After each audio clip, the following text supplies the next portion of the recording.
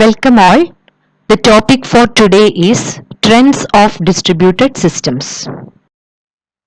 The overall design of distributed systems is undergoing a period of significant changes due to various factors like emergence of pervasive networking technology, the increasing demand for multimedia services, the view of distributed systems as utility, and last one, the emergence of ubiquitous computing coupled with the desire to support user mobility in distributed systems. We'll be seeing each of these factors in detail in the coming slides. The first one is pervasive networking and modern internet. So you know that the modern internet, it's a vast interconnected collection of computer networks which is of very much heterogeneous nature, and the connection of these heterogeneous devices may be can be connected using various technologies like Wi-Fi, WiMAX, Bluetooth, and mobile phone network. This is some typical portion of that internet. You can see there are various intranets. It's a network which is designed for a particular organization or institution, etc., or a particular work area. So that's an intranet. So all these intranets, it can have desktop computers and it can have its own servers, and all these intranets, they will be connected together in a global manner by using network links, which is a backbone of this particular internet. So it is actually the network of networks. So the net result is that networking has become a pervasive resource and devices can be connected at any time and any place. Lots of lots of new networking technologies has been in place, and lots of devices, the communication devices has become cheaper, and your desktop computers has become cheaper, and network is highly available. So as a result of all these, this networking and internet process, it has become a pervasive resource. It's a very large distributed system which is enabling its users, like wherever they are, like to make use of the services like www, your email, file transfers, etc. They are able to do it wherever they are and whatever time they need. So this set of services is open-ended, and like it can be extended by the addition of server computers or new types of services.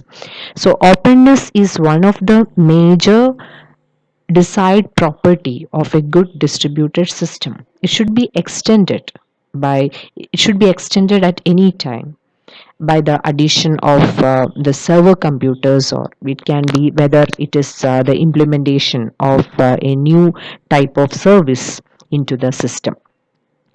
And these programs running on these computers connected to it, they can interact by passing messages, which is employing a common means of communication. So they will be interacting, the participating components of a distributed system, they can interact by using passing messages.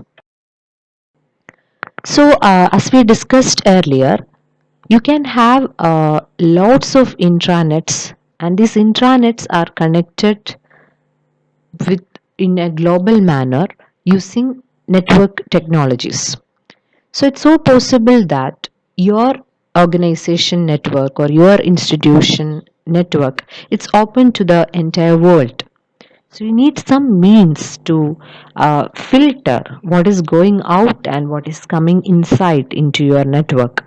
So this can be implemented by a filtering mechanism called firewall. It will allow only those messages related to, we can restrict whether it is related to a particular email and web access to pass into or out of the intranet that it protects. This and another term related to this is like ISPs. You might be very familiar with that term. They're just the companies which provide you the broadband links and other types of connections to this individual users or to an organization as a whole, which is enabling them to access the various services anywhere in the internet, or as well as providing this local services, like they can be provided with email, web hosting, etc.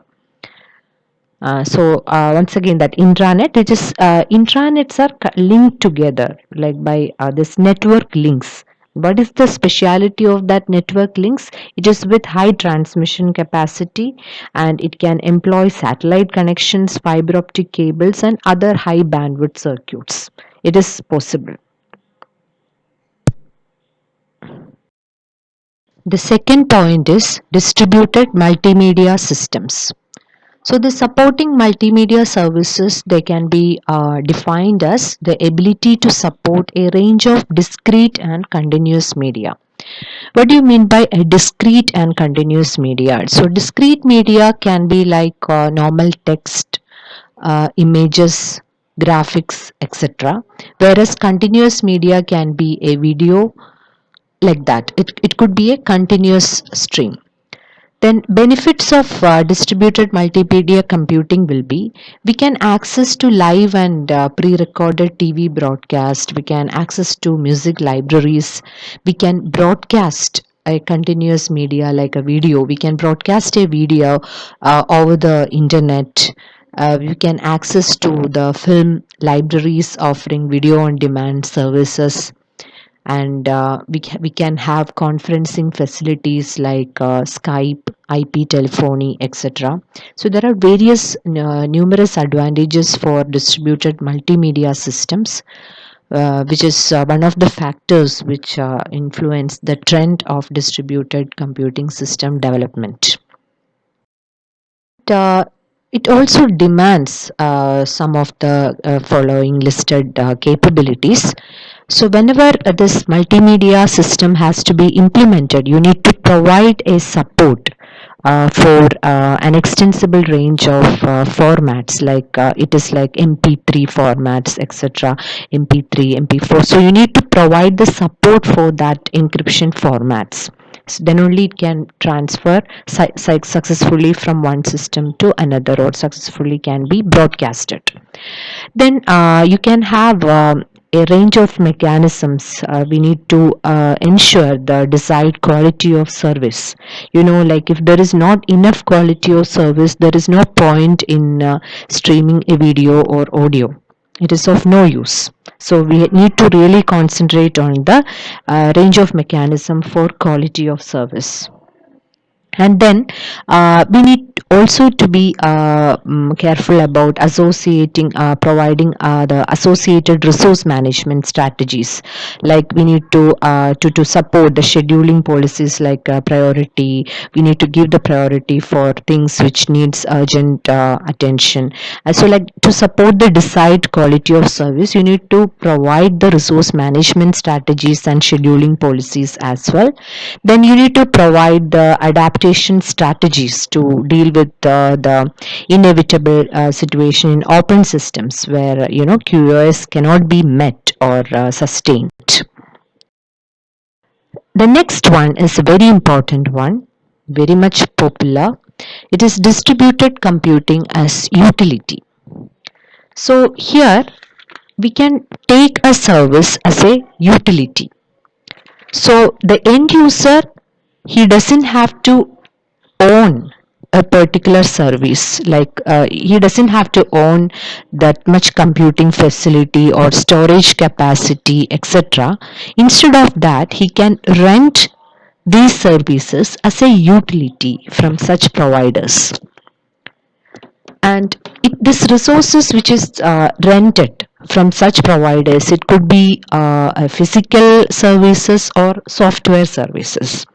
And this physical services, it can be, it is a file services, the storage, like we can have a can access a sophisticated data centers to offering access to repositories of large volumes of data to users or organizations, and computational infrastructure, like using a sort of services now provided by companies like Amazon, Google, etc. So like the Amazon, it is like AWS platform is there, Microsoft is having Azure, etc. So here the operating system virtualization is a key enabling technology for this approach, and implying the users may actually be provided with service by a virtual rather than a physical node.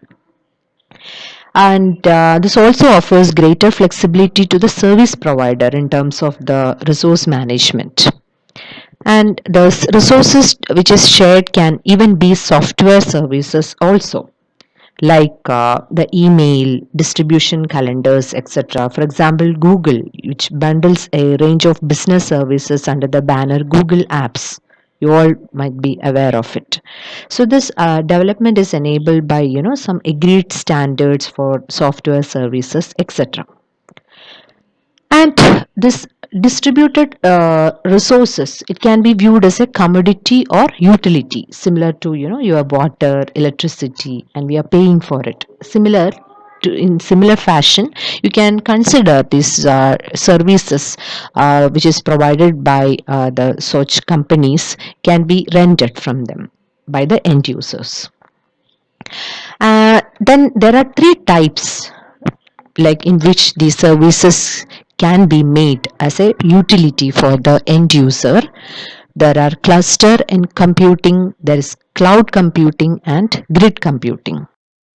Cloud computing is defined as a set of internet based application, storage, and computing services sufficient to support the most user needs. So here, in the cloud computing, you can have, like as we previously discussed, it can be defined as a set of internet-based application, storage, and computing services sufficient to support the user's need. So, thus enabling them to, largely or totally dispense with local data storage and application softwares. So the various services provided by the cloud can be applications, storage, or computing services. And these clouds, they are like generally implemented like a cluster of computers to provide the necessary scale and performance required by such services. So we can cloud computing will reduce the requirements on the user's device, like they can allowing them to use very simple desktop or portable device to access a potentially wide range of resources and service.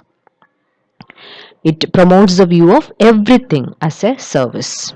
So examples for the services provided like that can be your Dropbox, Gmail, etc.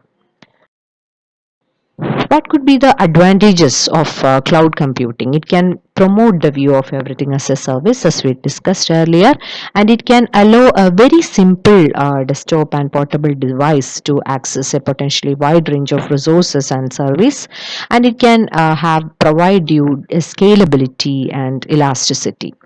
As in the figure, you can see that the clients, which may be like simple systems, simple desktops with not much processing capabilities, they are accessing the services provided by the cloud computing system in the form of application service, in the form of storage service, computational service, etc., through the internet. The second one is grid computing. Grid computing can generally be viewed as a precursor to cloud computing with a bias towards support for scientific applications. And this consists of distributed systems that are often constructed as a federation of loosely coupled heterogeneous and geographically dispersed computer systems. So one of the main difference between a grid computing and cloud computing is that the grid computing is mainly for towards designed towards the support for scientific applications, and so there are it can be the components of a grid computing can be loosely coupled, heterogeneous, and it can even disperse in a different in different geographic locations. The third one is cluster computing.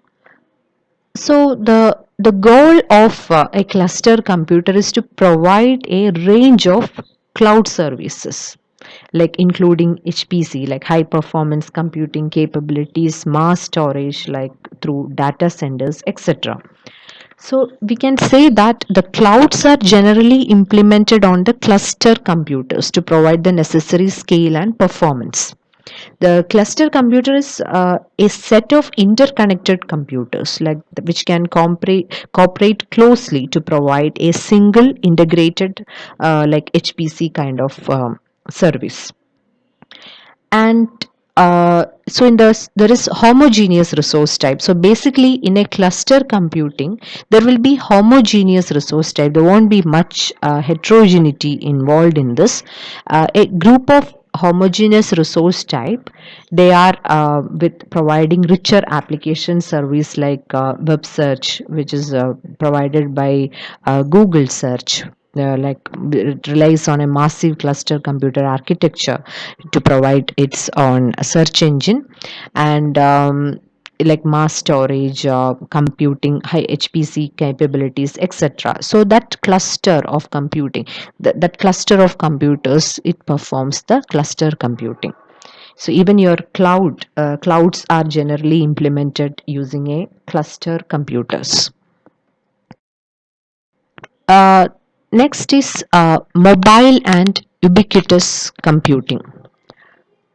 From the name itself, it is so possible that the users can take their device, even if it is PDA or mobile phones, whatever, how much small the device is, like handheld devices, the mobile phone, smartphone, GPS enabled device, pagers, video cameras, digital cameras, your laptop computers, and even the wearable device like your smartwatches, and like devices embedded in appliances such as washing machine, hi-fi systems, cars, refrigerators, etc. So it is like the integration of very small and portable computing devices into the distributed system.